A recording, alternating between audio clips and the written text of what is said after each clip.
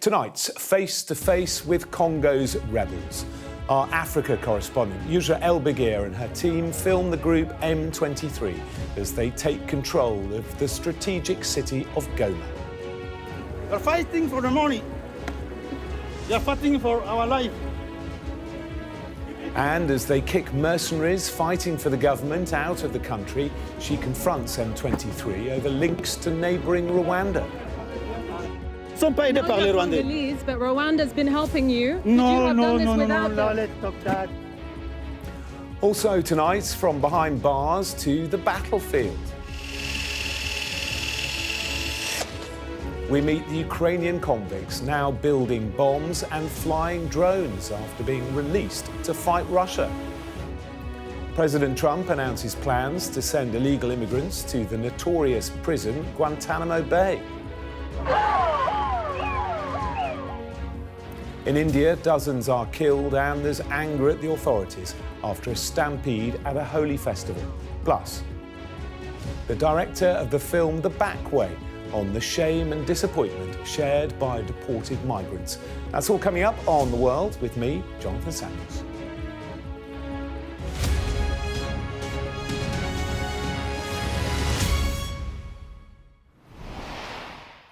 Hello there, a very good evening.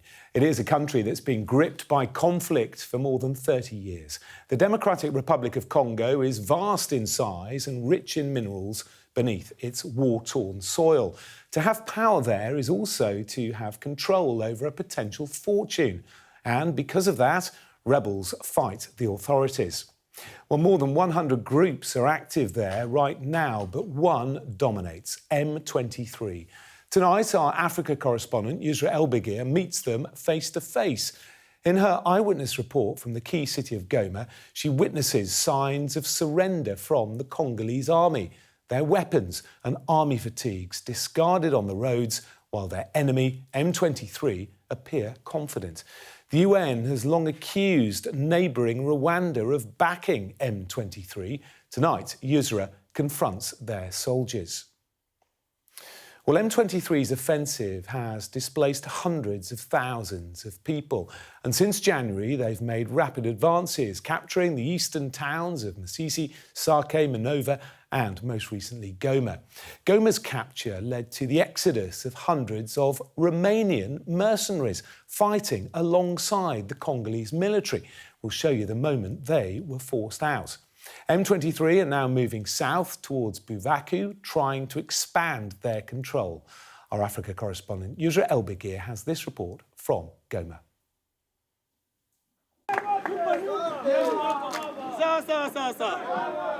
These are now their streets. A city broken by 3 days of battle, fully under M23 control. The tarmac is covered in excess, surrendered fatigues and ammunition, discards of the Congolese army. But the rebels are keeping their cars. Residents watch on after days of taking cover. Is this good or bad? It's bad. There are no water, there are no electricity, there are no food, there is no network, but the life is very broken. All of this in the area of the UN's biggest peacekeeping mission, a catchment site for those who chose to surrender. Mercenaries who surrendered their arms fled into the UN peacekeeping camp, and now they're being removed by M23 to take across the border to Rwanda. Uruguayan peacekeepers are providing cover, along with the deputy head of mission. But it's M23 that's controlling this convoy. The mercenaries are Romanian, told to walk in single file, as they're chastised for their choices by M23. They're fighting for the money. They're fighting for our life. They were fighting with Congolese forces against them to keep this regional capital. And now they're at their mercy as they try to go home through Rwanda. Don't joke to M23, my bro. Don't joke. That is army for the people. Don't joke. Don't joke. Move, move, quickly, quickly. Jump, jump, quickly, quickly, quickly. Hey, hey, quickly, quickly, quickly, quickly. M23 has made massive gains in eastern DRC, culminating in Goma's capture, but not without some help from across the border. If Rwanda wasn't supporting you, could you No, have no, taken no, Goma? no, no, no. Could you have taken Goma without? That is not true, my sister. So Rwanda Nous hasn't sommes been... une armée du Congolais. We are a Congolese army. We are Congolese. We fight for a fair and noble cause. We are Congolese. We are not helped by Rwanda. No, done this without them? let's talk that.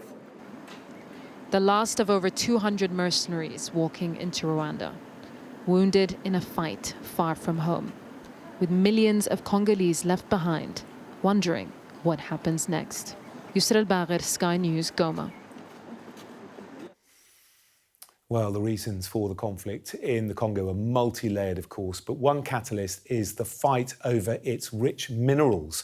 Congo has a rich abundance of critical minerals and so-called rare earths. The minerals include huge masses of untapped cobalt, high-grade copper, gold as well. It's made the DRC a key player in the global market. Southern Congo sits on approximately 3.4 metric tons of cobalt reserves, almost half the world's known supply. Mutanda mine in the south is the largest cobalt mine in the world. Now DRC is responsible for 71% of the world's cobalt production. Once extracted, the mineral is used to make the highly powerful and lucrative lithium batteries, which are used to fuel everything from electric vehicles to smartphones.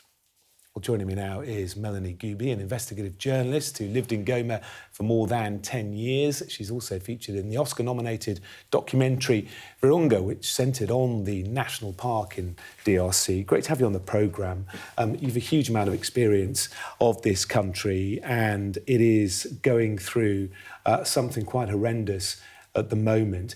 It's also incredibly complicated. For people who are perhaps new to this, just briefly explain the turmoil and also who this group M23 are.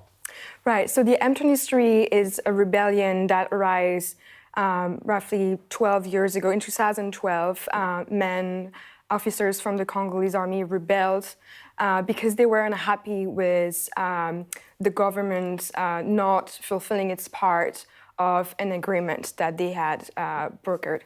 They also say that they are fighting to protect the right to protect the Tutsi minority, which has been historically discriminated in Congo.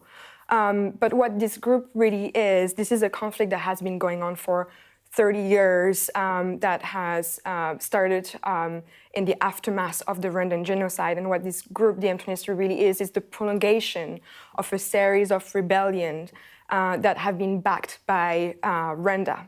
And the reason for that is that Rwanda really sees Congo, Eastern Congo, as both a threat to its security. In the aftermath of the genocide, the Hutu militias responsible for the genocide fled into Congo and were able to regroup there. And so the Rwandan government sees them, of course, as a threat to its security, but it's also an opportunity for Rwanda. Because if you look on the map, Rwanda is a very, very small country. It's extremely populated. And it has no resources of its own. And so what it really needs for its survival, for its development, is access to the resources, the minerals, you talked about it, but also the land. Congo is a massive country. It's almost ridiculous when you see it next to Rwanda. And so the unfairness, so to speak, of the situation is something that obviously is pushing Rwanda to try to take control, keep control over the East. And today, for the first time in 3 decades, I would also say actually maybe just take the East. Really? So we saw our correspondent there confront M23 about Rwanda's role in all of this. What's the official word from Rwanda? Because if they're so linked to M23, why don't they just do a full-scale invasion? That's a very good question, and it's always been their line over the decades, over the rebellion, to deny their involvement, deny their backing of the M23, already their use of the M23.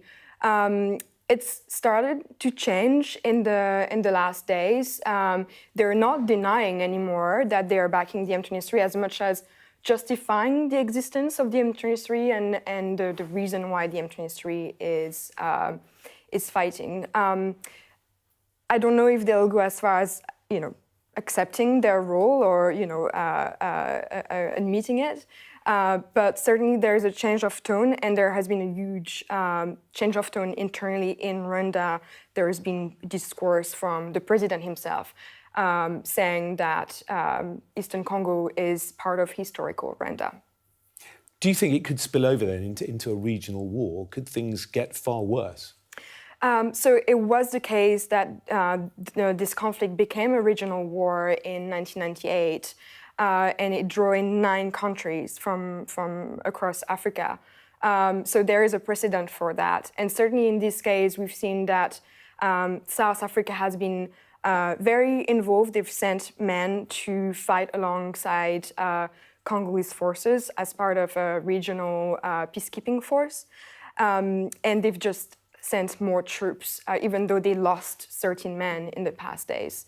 So it's very possible that it, brings in more countries as time passes. And again, as we've seen in Yousra's reporting, the people who really suffer are the population. What's the humanitarian crisis like at the moment? Because there's very little water, very little electricity, very little access to the internet. Yes, so it's this particular iteration of the conflict has been going on for 3 years now. There's been millions of people displaced. A lot of them have come and come to Goma as a safe place because there's the UN peacekeeping mission and it's a big city. So there are camps around the city, and there's nearly 2 million people living in Goma.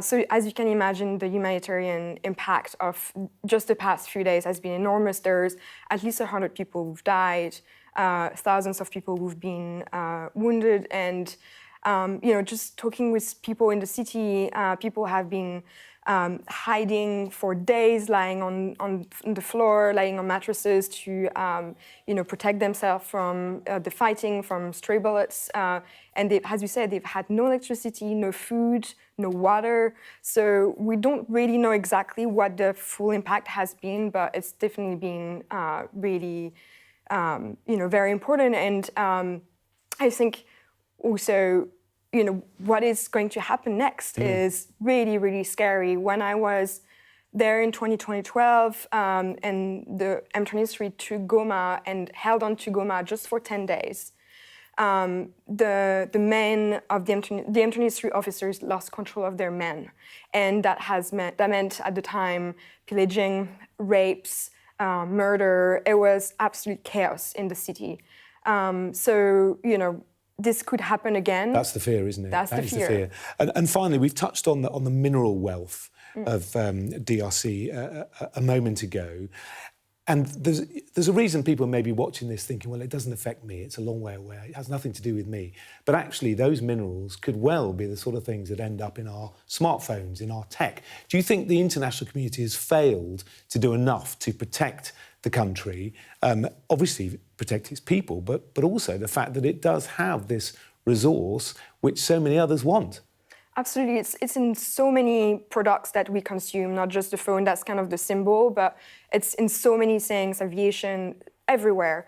And I think absolutely the international community has done nothing, quite surprisingly, given the importance of these resources for the global supply chain.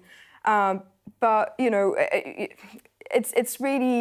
it's really incredible how little response there's been to this conflict, given the scale of the humanitarian crisis.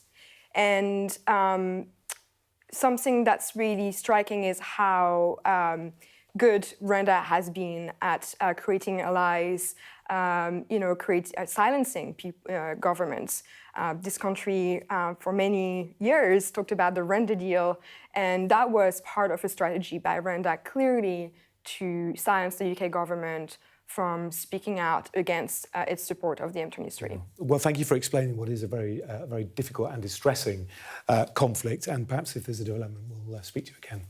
Melanie Gubi, journalist, thank you. Well, to another conflict now. We are almost 3 years on since Russia's full-scale invasion of Ukraine, and yet the war grinds on with no end in sight. 3 years of defending their nation has left Ukraine's armed forces depleted. So much so that Ukraine's prisons have become de facto recruitment centres for the front line. Since last May, almost 7,000 Ukrainian criminals have been released and sent to the battlefield. It begs the question, is Ukraine running out of soldiers? The exact numbers of warfare casualties on both sides are difficult to verify. A month ago, Ukrainian President Volodymyr Zelensky gave a rare update, saying 43,000 Ukrainian troops had been killed since Russia's full-scale invasion began. This number could be higher. Meanwhile, the last time Russia declared any kind of figure was in 2022, where they confirmed just under 6,000 deaths. In reality, it's thought the number could be anywhere between 90,000 and 230,000. Well, with no sign of a peace deal, how much longer can Ukraine sustain its losses? Our defence and security editor, Deborah Haynes, has been to meet a battalion made up of convicts to see if the tactic is working and how long it can last. She sent this report from northeastern Ukraine. This Ukrainian bomb maker is self-taught.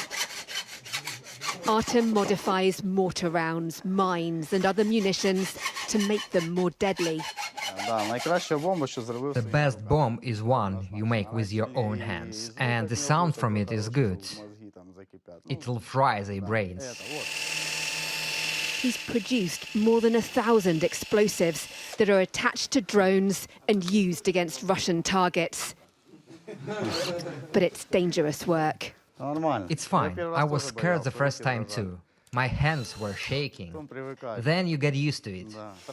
When I'm scared, I just turn away. So is that what's the white powder? This is TNT, which we ground in a meat grinder. As well as making them, Artem teaches other soldiers how to put his bombs onto drones. Perhaps surprisingly, this particular group has just been released from jail. They're part of a push by Ukraine to recruit convicts for the front line to bolster depleted ranks. Ruslan was locked up for stealing a car. He says he chose to switch his cell for the battlefield because he wants to defend Ukraine. This patch is worn by a unit of about 100 criminals. Their commander says he's proud of his men despite their past. He tells us about one soldier who took out 9 Russians before being killed himself. I forbid anyone in the brigade to say you're convicts or you're jailbirds or you're criminals. There can't be such rhetoric.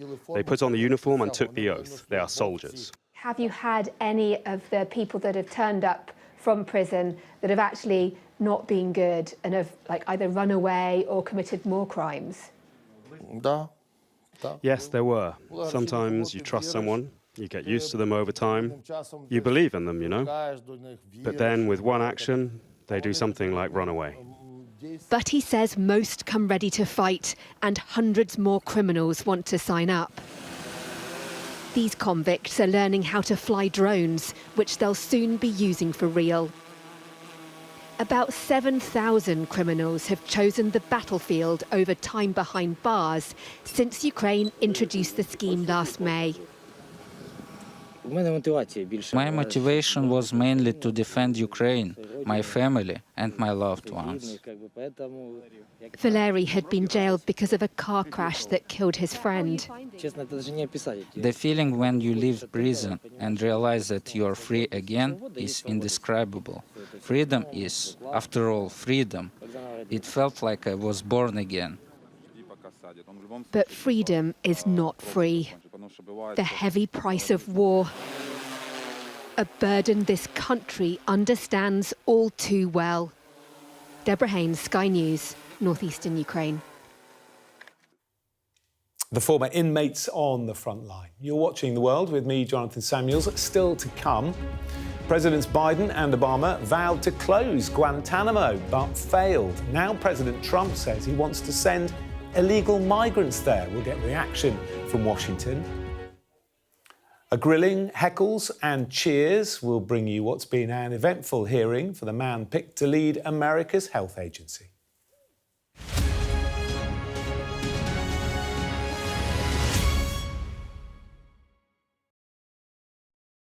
The only way to Gaza for us right now is with the Israeli military. The IDF had brought us in to show us a tunnel network under a residential neighbourhood.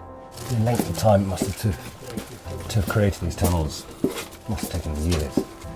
At the end of the day, it's war at the top. It's war down here. I'm Alistair Bungle, Sky's Middle East correspondent based here in Jerusalem. As we were filming, there was a gun battle in the next street. This neighbourhood, the Israeli military say, was the stronghold of Hamas's Rafah brigade. It was just after 6:30 a.m. when the first shots were fired. I remember everything. It was a day that I don't think I'll ever be able to forget. There's no moon, perfect conditions for smugglers and human traffickers trying to move fuel, weapons and people. The valleys in between, they're some of the main smuggling routes. After days of negotiation, a major smuggler here has agreed to meet us. The families that we've spoken to of people who have died trying to cross into Europe, they say you're a murderer. Are you a murderer? No. Sky News. Get the full story first. Begum was 15 when she left East London with 2 school friends to join Islamic State in Syria. Do you feel that you have committed a crime to the extent that you should serve time in a British prison? I mean, I feel like the only crime I committed was coming here. If you can't take the heat, get out of the kitchen. I can take the heat. The second thing that Harry Truman said, was in politics, if you want a friend, get a dog. My children will love a dog. In Tel Aviv, a constant streak of interceptions filled the night sky as waves of missiles came in. It appears to be a very, very large and sustained attack on Israel. Weeknights on Sky News. This is your chance. Tell people.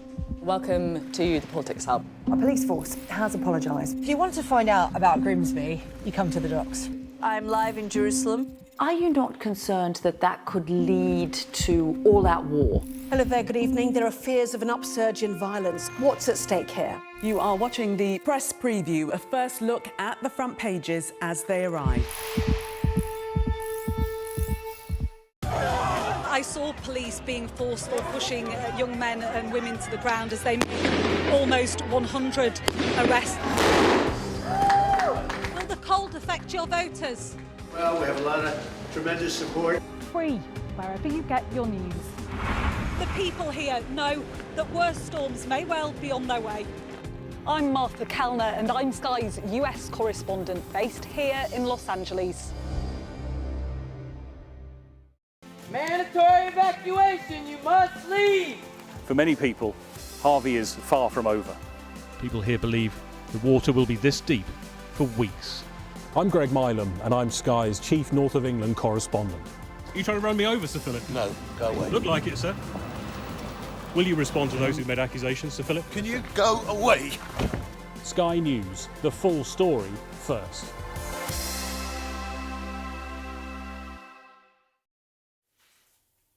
Hello again, welcome back. Dozens of people have been killed and many more injured in a stampede at the world's largest religious festival in northern India.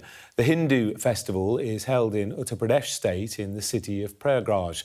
Pilgrims bathe on the banks of the Ganges and Yamuna rivers, considered sacred, as part of an event held across 15 square miles. But between 1 and 2 a.m. local time, a surge turned into a stampede as people jumped barriers towards the most holy area where the rivers meet at Sangam Nose. Our India reporter, Neville Lazarus, has the story.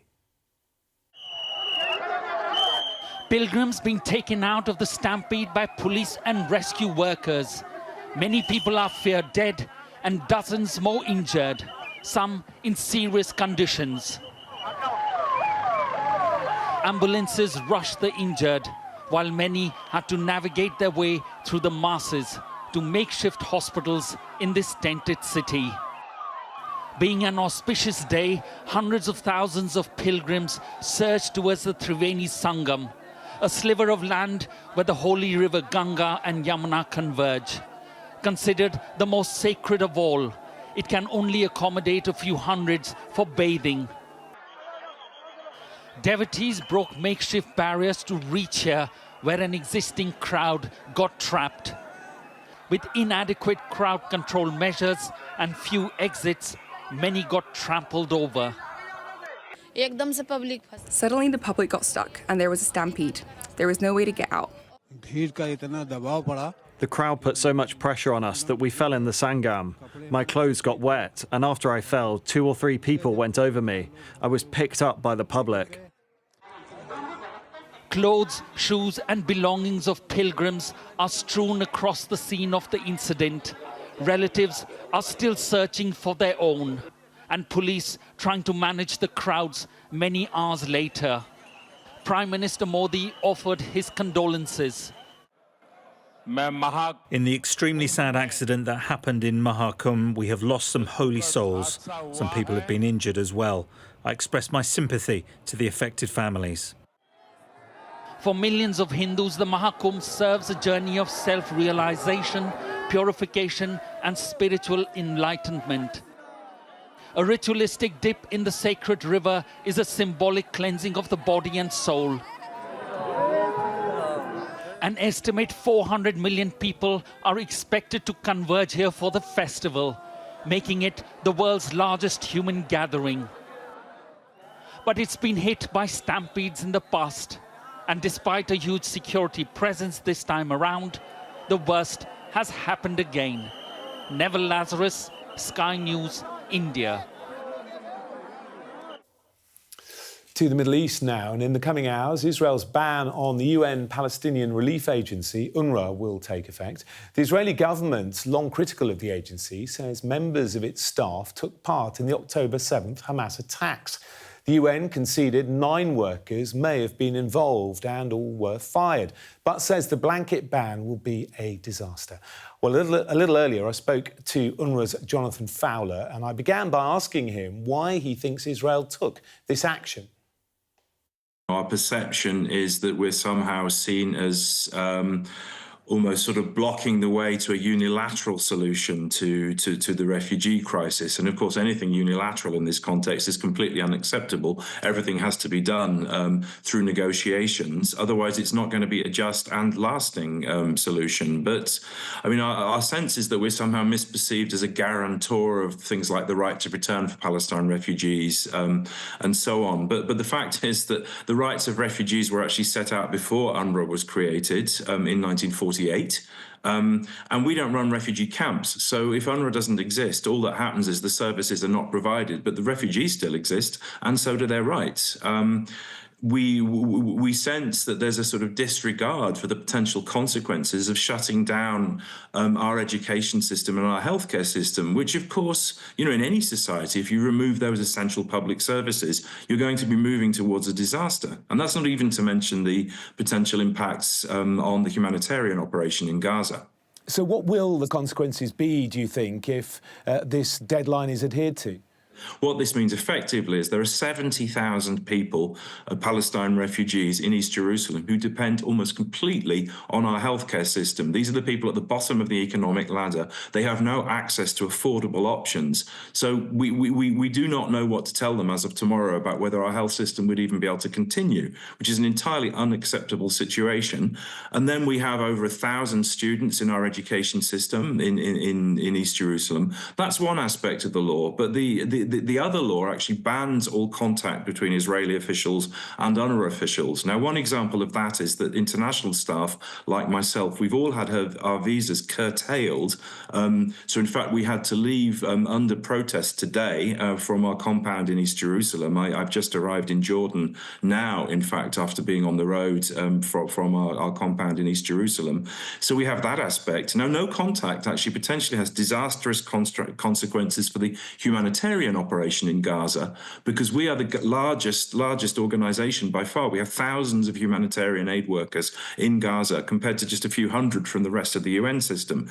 So if we're not able to have any kind of contact with Israeli officials, that means that potentially the guillotine will fall on this humanitarian operation precisely when we've been able to seize the opportunity of this ceasefire. You, of course, are very familiar with what Israel has said of late. It says UNRWA is infiltrated by Hamas and a security threat, that you've failed to clear out Hamas from within. There's also been reports that Israeli hostages were held for a time in an agency refugee camp. What do you say to those criticisms when people say that you're not helping yourselves and that it's time you were shut down? We've been subject to a massive mis- and disinformation campaign predating the war in Gaza, but of course it's reached fever pitch. Now, I do want to emphasize two key things. We, as UNRWA, like the rest of the United Nations, vociferously and repeatedly have condemned the attacks of the 7th of October. That there should be no doubt about that. What we've also faced is we've faced allegations about alleged staff links to Hamas, alleged staff involvement in the 7th of October attacks.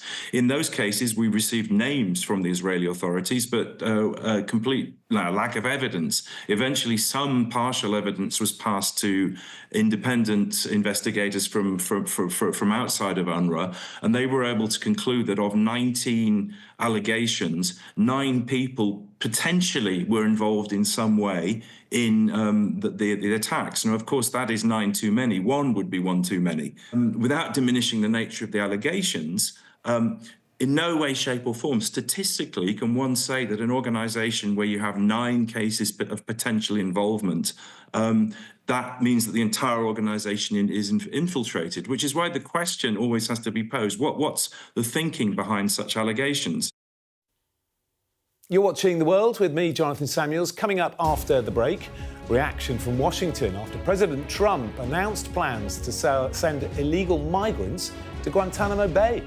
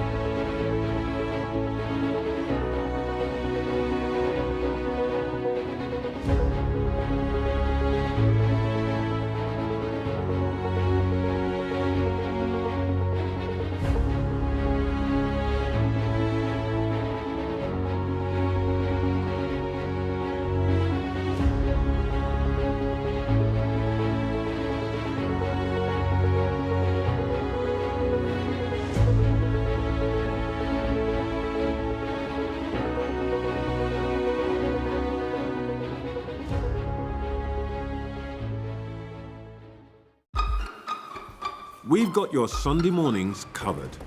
From the front page and the sounds of the streets to the voices of the people who make the major calls and big picture politics beyond Westminster. We'll put you at the heart of our story. I'm ready. Are you? Join me, Trevor Phillips, Sunday mornings on Sky News. Hello again, welcome back. Now, it gained infamy during the height of America's war on terror. Now, Guantanamo Bay is set to host a facility for up to 30,000 migrants who are living illegally in the US. President Donald Trump made the announcement tonight, just before he signed his administration's first law, also to do with immigration. We have 30,000 beds in Guantanamo to detain the worst criminal illegal aliens threatening the American people. Some of them are so bad we don't even trust the countries to hold them because we don't want them coming back, so we're going to send them out to Guantanamo. This will double our capacity immediately, right? And that's a tough place to get out of. Well, our US correspondent Mark Stone is in Washington for us. Mark, it's been a while, hasn't it, since Guantanamo Bay has been in the news. How would this work? Could this work? Yeah, this was a surprise announcement. It's indicative of the problems that the Trump administration, I think, will face with logistics if they are to fulfill their pledge to get so many migrants, undocumented migrants out of the country, this mass deportation that we've heard about so many times. They are struggling to find spaces to hold them. But I think wrapped up in what Donald Trump said there were many unanswered questions. He seemed to indicate that some of these migrants would not be able to be sent back to the countries where they came from, and so that they would somehow be held in Guantanamo Bay. So is this a temporary holding centre while they await deportation to their original country, or are they going to be held there indefinitely? An extraordinary question, unanswered at this stage. It's worth saying that the military prison for which Guantanamo has become synonymous, the orange jumpsuits, the rendition, the torture, that is a completely separate military facility that happens to be housed at Guantanamo Bay, which is a part of Cuba that is in perpetuity leased to the United States. So it's US territory on the island of Cuba. So these 30,000 beds would be at Guantanamo Bay, but separate to the military prison. It hasn't stopped critics, though. Anthony Scaramucci, one-time communications director at the White House, has put on X in the last few minutes. Guantanamo Bay, also known as a concentration camp, yet no dissent, no courageous political leader willing to stand up to this. That, I think, reflective of the concerns that would surround this plan to house migrants at Guantanamo Bay. As I say, many unanswered questions, much controversy, but the message is stark. The optics of sending migrants to Guantanamo Bay is stark, and that, I think, honestly, is precisely what Donald Trump wants, because his policy, his immigration policy, is designed to be stark and controversial. OK, we'll see what happens there. On a separate topic, Mark, Lord Mandelson, named as the next UK ambassador to the US, he's backtracked, hasn't he, on previous comments he made about Donald Trump. Yes, he's due to arrive here next week, or maybe the week after, to take over as the US ambassador. There's been a lot of noise around his appointment, whether or not there is unease in the Trump administration about him, his business links to China, and also comments that he has made in the past about Donald Trump. He made comments back in, I think it was about 6-7 years ago, to an Italian podcaster where he said some pretty unpleasant things about Donald Trump, effectively that he did not like the man. And as a consequence, that clearly caused issues. It caused the campaign director for Trump to call Mandelson a moron just before Christmas. I think he will end up being here. I don't think there's too much doubt about that. But it hasn't stopped him from appearing on Trump-friendly channel Fox News, just to remind the Trump administration that he is now a fan. Have a listen. I consider my remarks about President Trump as ill-judged and wrong. And I think that times and attitudes towards the president have changed since then. So that's a U-turn, certainly. He clearly feels as though he needs to reiterate his current views on Donald Trump and the remarkable success that his re-election was are no longer aligned at all with his views of many years ago. Yeah, that's the world of diplomacy, isn't it, that he is joining when he does arrive in DC. Mark, thank you very much. Now, it was always likely to be one of the more confrontational hearings among Donald Trump's cabinet picks. Robert F. Kennedy Jr., known as RFK, faced a grilling on Capitol Hill this afternoon as he seeks to lead a $1.7 trillion agency that oversees America's health and food systems. One of the most contentious issues is his long-time advocacy against vaccines. Our correspondent, David Blevins, reports. The son of a Democratic Party dynasty, President Trump's choice for US Health Secretary. Robert Kennedy Jr.'s route to this confirmation hearing has been unconventional. Mr. Kennedy, congratulations on your nomination.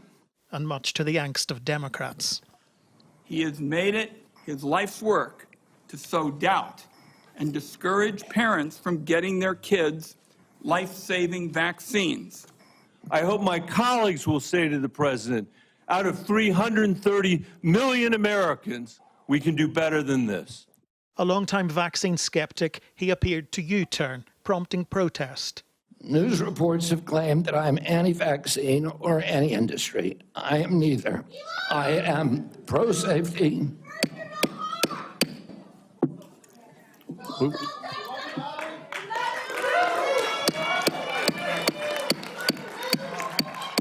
We'll have order. Please proceed, Mr. Kennedy. I am pro-safety. I worked for years to raise awareness about the mercury and toxic chemicals in fish, and nobody called me anti-fish. Ahead of the hearing, his cousin Caroline, President Kennedy's daughter, urged Congress to reject him. It's no surprise that he keeps birds of prey as pets, because Bobby himself is a predator. Bobby preys on the desperation of parents of sick children, vaccinating his own kids while building a following hypocritically discouraging other parents from vaccinating theirs. Robert Kennedy Jr. used to be anti-vaccine and pro-abortion.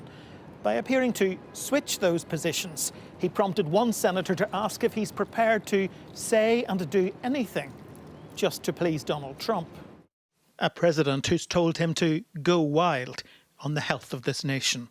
David Blevins, Sky News in Washington.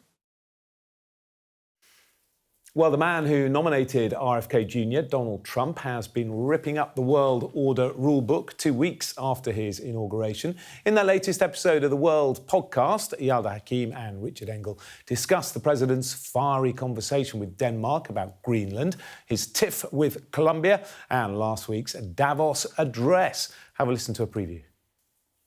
What you can see here, certainly from my perspective, what I've seen is, we know that Donald Trump's favorite sort of threat is tariffs. He uses it as a way to get what he wants from people. And also that, ultimately these states that are threatened seem to be backing down so far. So is this going to be the new approach, do you think? It's kind of that what we've talked about with Trump, that madman theory of if I push this guy too far, is he likely to impose those tariffs? And it's also a warning shot for other countries. It's sending a very clear signal. I am willing to operate in this way to get what I want. You're watching The World with me, Jonathan Samuels. Coming up next, the first-time filmmaker who's explored the fear and shame of migrants deported back home. I'm Anna Botting. Coming up on Sky News at 10. The Chancellor's plan for growth, including a third Heathrow runway. Trump's nominee for Health Secretary faces questions over his anti-vaccine views. And the Bishop of Liverpool under continuing pressure over allegations of misconduct. See you for more at 10.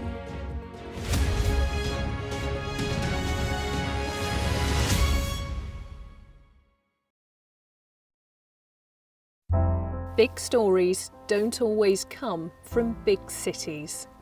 I'm Lisa Dowd and I'm Sky's Midlands correspondent. You are not getting in this elevator, okay? The judge made it very clear that she could see no justifiable reason why Sakulas wasn't here facing British justice. I promised I would get him justice. Free, wherever you get your news. This is what they're up against. The wind is the really big problem. It is back-breaking work and the smoke is thick. It's been working well. Water levels are dropping, but no one knows what impact further rain will have. What would you do if this place wasn't open? This is the exact spot in Nottingham where their 19-year-old son, Barnaby Webber, lost his life. I just think it's so cruel and so harsh. It's really scary. We're terrified.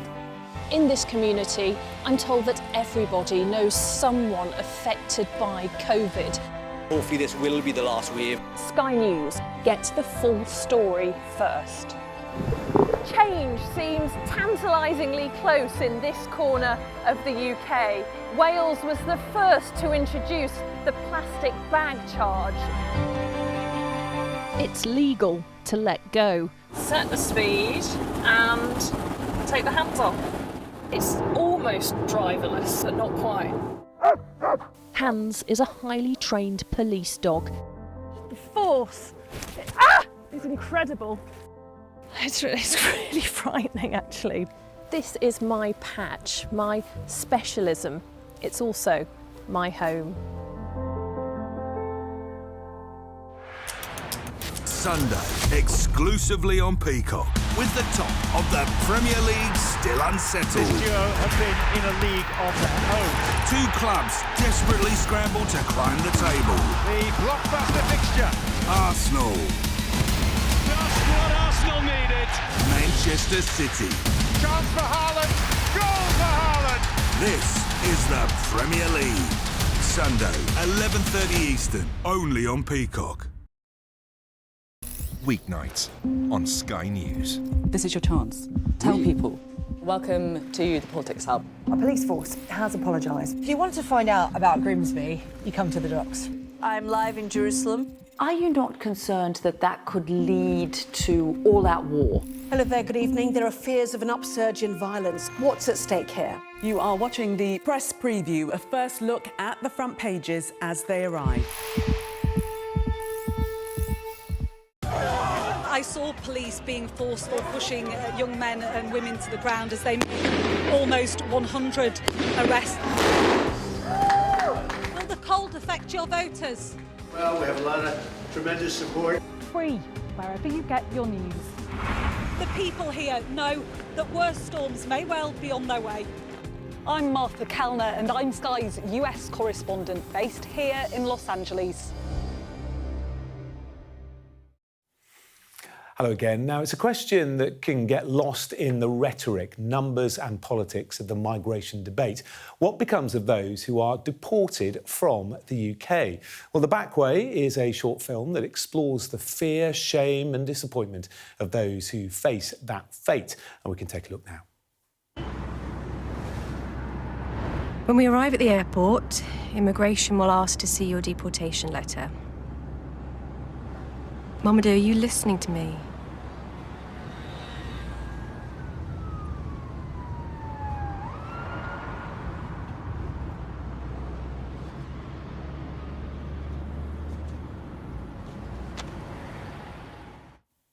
Well, Cherno Jain is the director of The Back Way and joins me now. Not only the director, but the star, the producer. I mean, this is very much your film, isn't it? And I watched it today and it's incredibly powerful.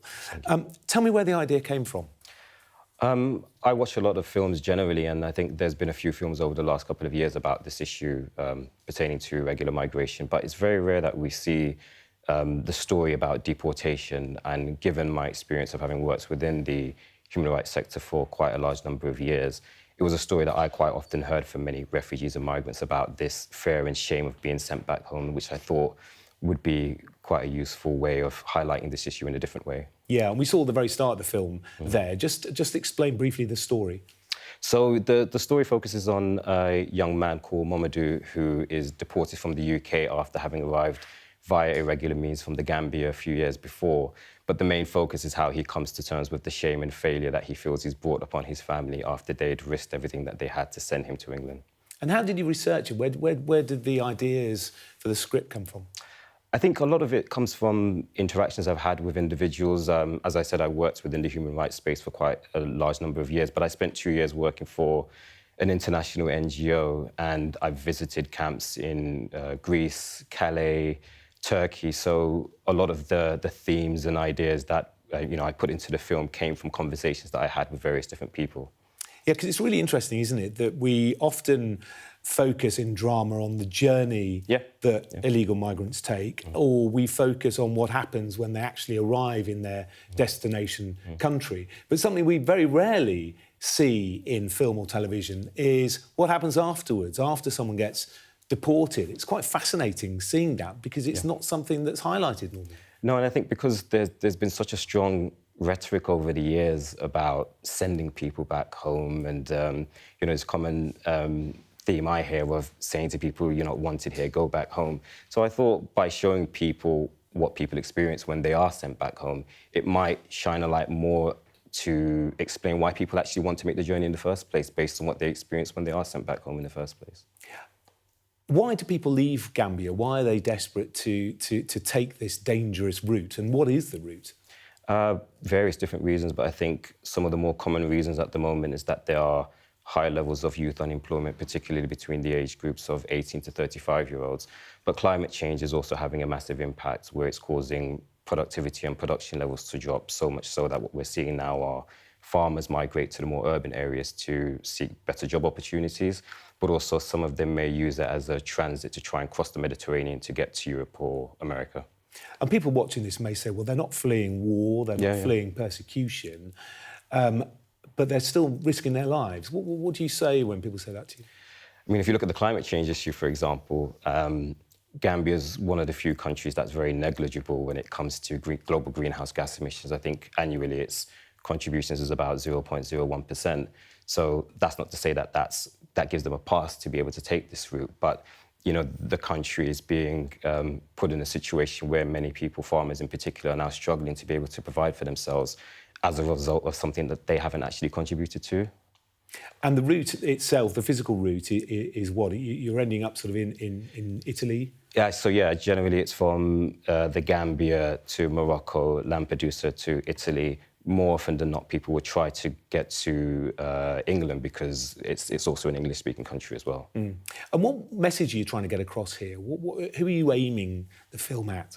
Well, initially when I wrote it was for the Gambian audience, hence why it's in Wolof with English subtitles. And I think when I was writing, I had this idea of it being used as some kind of awareness program or some kind of information tool for Gambians to educate them about the risks associated with irregular migration, because it's an issue that we keep hearing about year on year. Just last week, a local news outlet in Gambia reported that just under 1,600 Gambians unfortunately perished at sea in 2024. So I think by having a film like this that showcases the complexities that individuals face, hopefully it might make people in Gambia, number one, more aware of the issues at hand, but also decision makers and policy makers in Gambia sit up and take notice about how serious the issue is. Yeah, and migration, of course, always in the news. Even tonight, we're hearing President Trump saying that he might send illegal migrants to Guantanamo Bay, house 30,000 migrants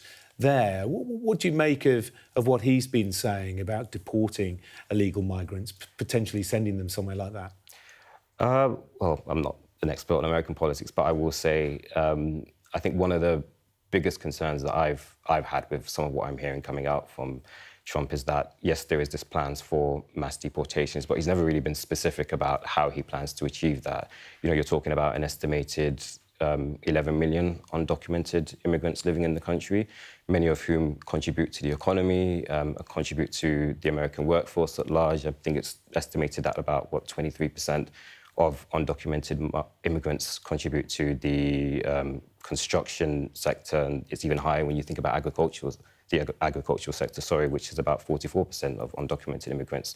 So what's the plans to cover these different sectors if you're planning to expel these individuals, and what's the potential implications for the country at large. Those issues haven't really been explained, so that's not to say that it won't happen, but I think that's where I think some concerns have been raised as to whether this is actually achievable within a 4-year term. It's a quite large number when you consider during his first term he planned to expel 3 million undocumented immigrants. OK, fascinating stuff. Any plans to keep going with the filmmaking? Have you got any other ideas in the pipeline? It was a big challenge to make this film, but yeah, I mean, I've got the buzz now, but I think I have ideas for other films, but yeah, further down the line. OK, and where can people see it?